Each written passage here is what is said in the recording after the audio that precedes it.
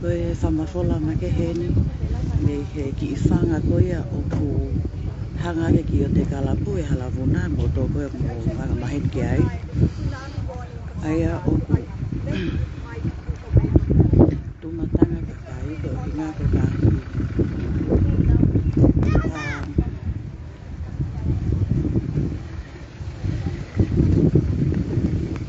hiri koe ai aholahi koe na e hoku anini hei whakafua ki tai mi hawhi koe ni ma. Kea o kuhane o iaya ngā hikiru I aki ki he koe ia. Tai kone to polo mai. Ia I he mawini mai, ke iaya ra ai mai whitutaki e whena ke whitutaki re ki o. Ke o atu ha whamatala, me potu ngau runa to ngai kina ta whako e ni. Ki he uhinga ko ia o kupe hea tahi. Ai kone toki holo mai e. Ki he tai nini. O hake o kupilo holo hea tahi ia. Ia tunga ko ini mea o kuturai a pita a nga tolo na o mai ke o mai o sio I ai. Ia kono. Ai a koe mea kono ku mata kia kakai e tai nini. Me he ki whanga ko ia. Me ai ku me hanghake ko ia ki I o te kalapu I halamu nā pe. Mo tō ko ia mo.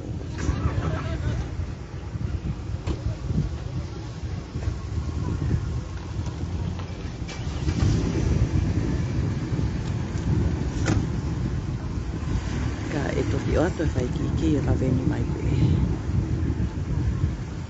Koe ko kuri atu. Marko ko alu atu ai. Ta vilo ko ia ai tahi. Ke ta whaaki ko e. Kana ia upe o hao he.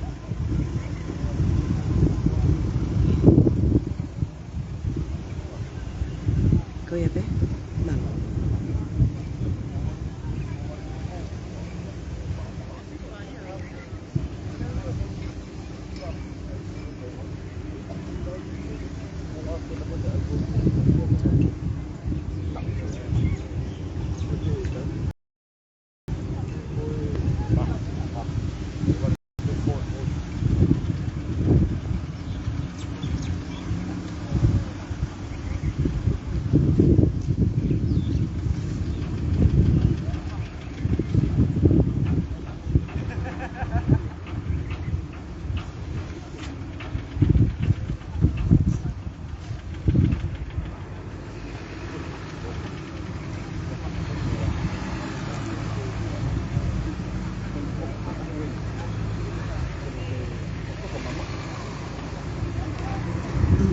Koe foi ko ngai te tae ma koe hao koe ni.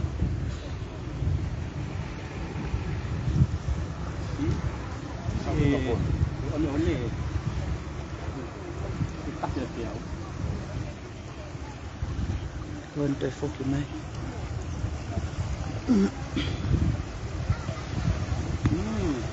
Koe toi foki mai e mago le rio to whiha mai.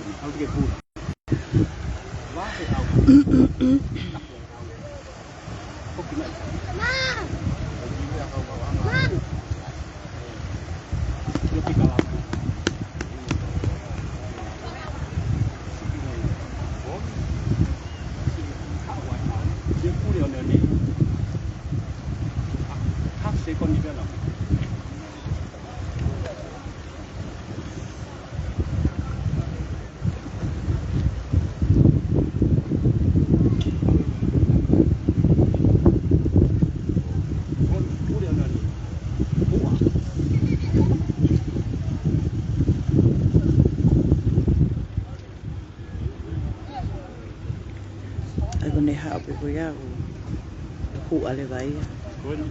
Vilo.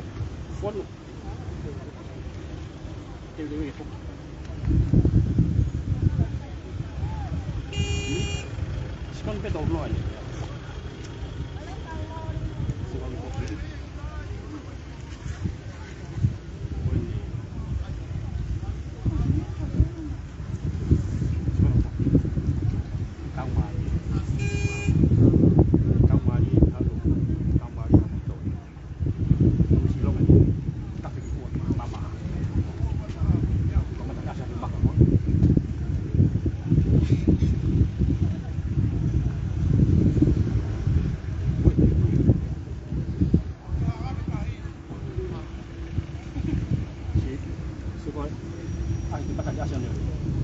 Rio.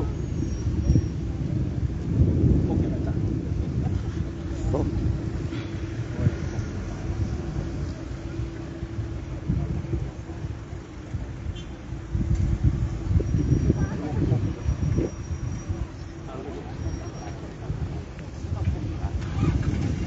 Sai, ingata e tau laivi, kai whai hawhenga ke o mai angia whamatala, mahino ki mea kona poko. Te koni atunga peni ahoni. Si,